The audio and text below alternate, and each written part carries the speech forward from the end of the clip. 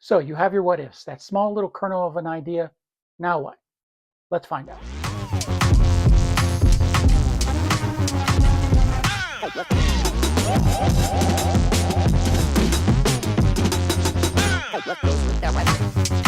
Hey everybody, welcome back to another episode of Breaking the Story. I'm Thatcher Noor.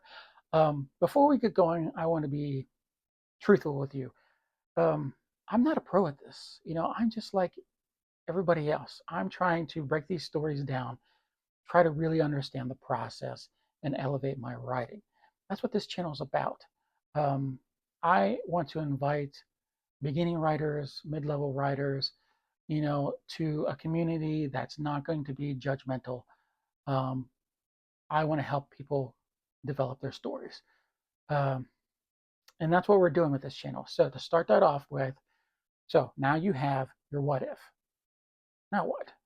So I'm going to give you 7 questions to ask to develop your story. Number 1, who are these characters? Who are the people that we're trying to care for? Um, and I was trying to think of an example that I could use. And I must be on a Jaws kick. So I recently watched the 50th anniversary of the making of Jaws. If you haven't seen it, definitely check it out. But we're going to use Jaws as an example. So who are the characters in Jaws? We have um, Chief Brody. He's our everyman. He's the character that we're following along in the audience, right? Um, he has his issues. He's afraid of water. Um, he doesn't want to let people down. Like I said, he's the everyman. Now, we also have Matt Hooper. He is played by Richard Dreyfuss. He is the scientist. He's curious, he's rational, but he's way out of his depth in this movie. And our third main character is Quint, played by the awesome Robert Shaw. He is our grizzled fisherman, experienced. He's driven by revenge. And these are kind of like the Holy Trilogy, whatever you want to call it, the Trinity. I can't even talk. Uh, of human nature. One's fearful, one's a logical guy, and one is just going on instinct. Now, when we talk about these stories, um, we want to talk about the people involved first, not the monster. We could always talk about Jaws, but the people are what motivate us to care about the story, right? Number 2, what is the story? Now, Jaws was what made back in the early 70s. So if you don't know it, shame on you. Pause it, go watch it, come back, and then you'll be set. Now, the story of Jaws is basically a great white shark goes terrorizing a small beach town, and it's up to a police chief, a scientist, and a veteran fisherman to set out and kill the shark. Um, you basically have your setup, your conflict, and your resolution with this. Now, if you can't come up with your idea of your story in a couple lines, you probably are missing a core conflict somewhere in there.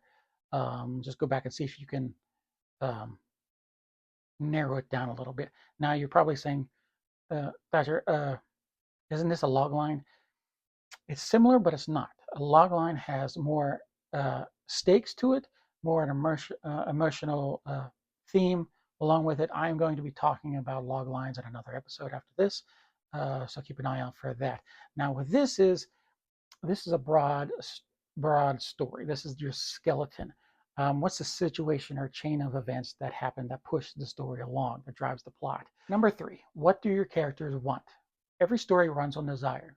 What does your characters want, and why do they want it? Case in point, with our characters from Jaws, Chief Brody. He wants to protect his family. He wants to protect the town. He even wants to make up for his past failures. Um, like when he didn't close the beach and he listened to the mayor, and a small boy, I believe the character's name is Billy, gets attacked by the great white and he gets killed. Even Quint, he wants revenge for the USS Indianapolis. If you don't know what that is, there's a great monologue in the middle of the story where he talks about being on board the Indianapolis, where it transported parts of the atomic bomb. and ends up getting sunk, and all those soldiers end up in the water and they get picked off one by sharks. If you haven't seen it, definitely check it out. I can't even do it justice by talking about it. Um, and what this shows us is each character has their own individual wants. They have the same goal. And this creates emotion throughout the story. This is what pushes the story. Now, number 4, what are their obstacles? I like to think about this as external forces. What's stopping them from doing their job? No story exists without resistance, without pushback from characters, nature, etc. Now, it's called Jaws. There's a great white shark killing people. It's nature at its most terrifying. But what if there's more monsters on this beach town, but not the ones you think about? What about the mayor, the politicians, um, their greed getting in the way, the denial that it's even happening? They put these roadblocks up from stopping our main characters from doing their job, and people get killed. Now, I think great stories are a mixture of both exterior obstacles and interior obstacles. Now, I'm going to get to interior here in another step, but think about it this way. Your exterior obstacles test the character's body, right? The interior tests their soul. Number 5, what are they going to do about it? Now, it's a simple question. What are they going to do about it? There is a giant man-eating shark going around killing people. Now, for Chief Brody, his original idea was to close the beach. Close the beach, paint some signs. Nobody's going there, and what happens? The mayor, the politicians, the the the city council, they put roadblocks, up in his way. What about the 4th of July? We don't want to lose money. We don't want to start a panic. Um, and and the cool thing about this is each thing that he's trying to do in each roadblock, it just elevates the storyline. It's like a roller coaster. It's like until he can't take it anymore. There's only one step for him to do, and that is get on the boat. The one thing that he did not want to do because he is afraid of water. I do believe he had a drowning when he almost drowned when he was younger. He does not want to do it. Like earlier in the movie when Billy was attacked, he didn't get in the water. He couldn't do it.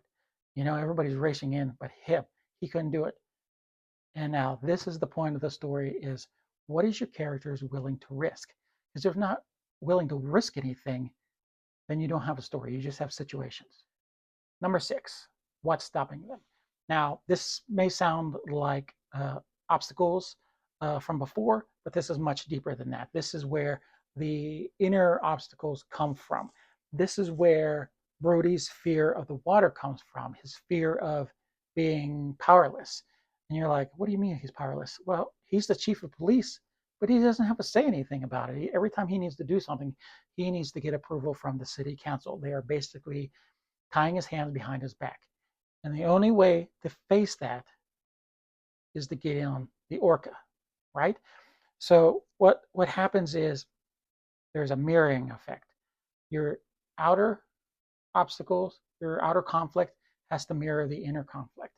So if you have a giant killer shark out in the ocean, well, you need to get on the boat out on the ocean, but you're afraid of water. So you need to face that to deal with the main villain of the movie. And finally, number 7, how does the story end? This is the answer to your what ifs. If you don't remember, what if a giant man-eating shark starts terrorizing a small beach town? Well, Chief Brody has to face it literally and emotionally, facing his fear to destroy the shark. He's not the same man at the end of this story. Before, couldn't get in the water. The very end, he's swimming, joking with Hooper, heading towards the shore. This isn't about survival in the movie. It's about which character changes, and he is not the same man at the end of the story. Now that we've taken our what ifs and turned it into something that we can build our story around, These 7 questions will help you find the heartbeat of your idea. Who are the characters? What is the story about? What do they want? What are they going to do about it? What's stopping them, and how is it going to end? Now, this is just theory. So why don't we use it in a practical setting? Why don't we take everything that we've discussed and use one of my short story ideas, Brain Invaders from Planet X, and I will show you how to use these 7 questions and build the foundation of my short film. And if you haven't done it yet, please like and subscribe, and I'll see you in part 2, the next episode. Thank you. Keep writing on.